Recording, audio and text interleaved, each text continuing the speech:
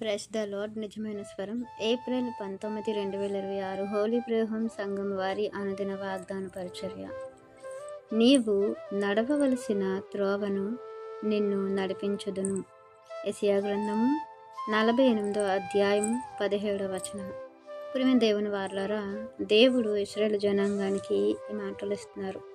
ఏంటంటే వారి యొక్క వ్యతిరేకత దేవుని మీద, వారికి ఉన్నటువంటి అవిధేయతను బట్టి దేవుడు వారి విషయమై మాట్లాడుతూ ఏ సంగతులైతే మీకు సంభవిస్తాయో అవన్నిటినీ కూడా మీకు నేను ముందుగానే ప్రకటించాను, ముందుగానే చెప్పి ఉన్నాను. ఇప్పుడు అవి ఆకస్మికంగా చేయవలసి వచ్చింది.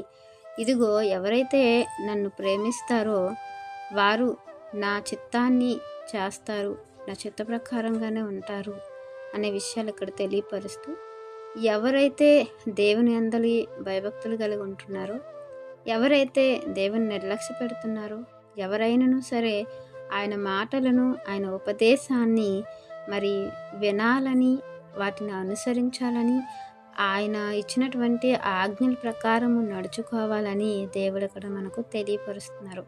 నిజముగానే దేవుని యొక్క త్రోవలు ఆయన మనకు బయలుపరుస్తున్నప్పుడు, దేవుని యొక్క ఆ యొక్క మార్గం అనేది మనం నడవవలసిన ఏ మార్గం అయితే దేవుడు ఏర్పరిచారో ఆ మార్గం మనకు తెలియపరచడానికి దేవుడు ఎంతగానో ఆసక్తి కలిగి ఉన్నారు, ఎంతగానో ఇష్టపడుతున్నారు. కానీ మనము వాటిని వినడానికి సిద్ధంగా లేము, వాటిని అనుసరించడానికి సిద్ధంగా లేము.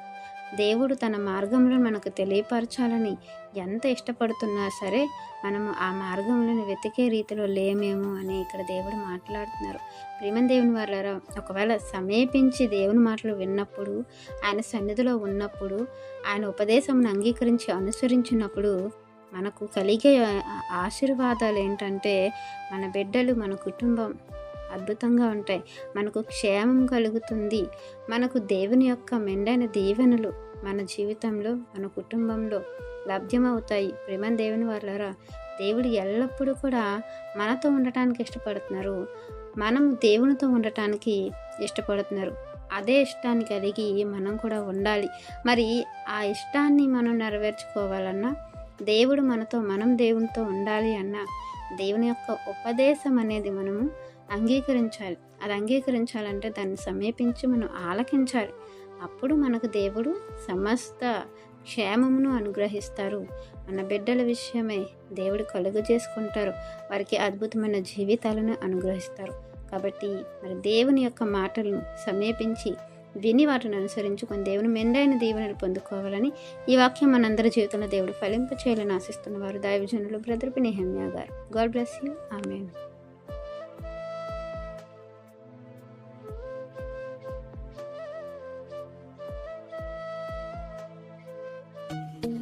Hi friends, Holi prayer home Gajuwaka సంగమ వారు మాట్లాడిన విలువైన దేవుని సందేశములను మీరు వినటానికి మా యొక్క యూట్యూబ్ ఛానల్ హోలీ ప్రేయర్ హోమ్ను సబ్స్క్రైబ్ చేసుకొని పక్కనున్న బెల్ ఐకాన్ క్లిక్ చేయగలరు.